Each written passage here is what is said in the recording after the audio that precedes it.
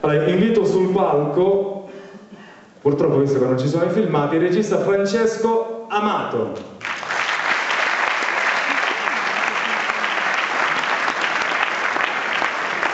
Ciao Francesco, vieni. Ciao Francesco.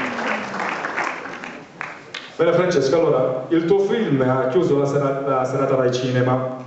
Che ricordo porti a casa del Vittorio Veneto Film Festival?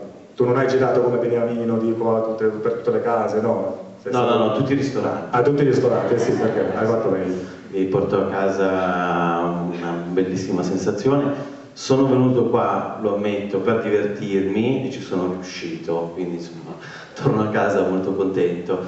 E, insomma mi porto a casa le emozioni di questa sala, dell'incontro che ho fatto. C'era Beniamino, ci siamo divertiti molto, i ragazzi ci hanno aiutato, insomma a me hanno aiutato anche queste occasioni, servono anche per capire che cosa hai fatto, che cosa hai combinato, una volta che il film è già uscito, fuori dalle responsabilità dell'incasso. Queste proiezioni non sono importanti soltanto per i ragazzi, sono importanti anche per noi, per capire attraverso il confronto diretto, perché non erano solo domande ma anche considerazioni sofisticate, che cosa insomma come abbiamo fatto, che cosa abbiamo fatto, ecco.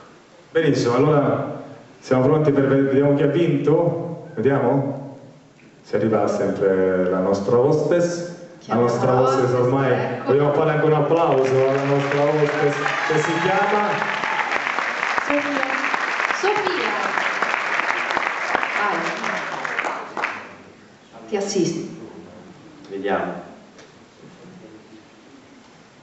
Allora, vince per la seconda fascia Montebaldo 12-14 anni, Phoenix 11-23,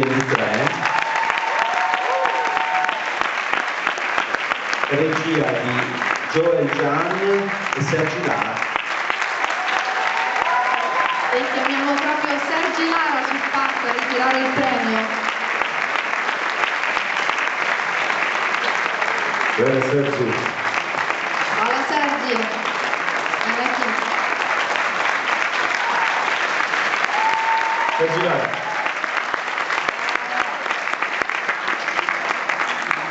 Sergi, ¿quieres agradecer a alguien? No sé, ¿quieres? I speak in English or en español.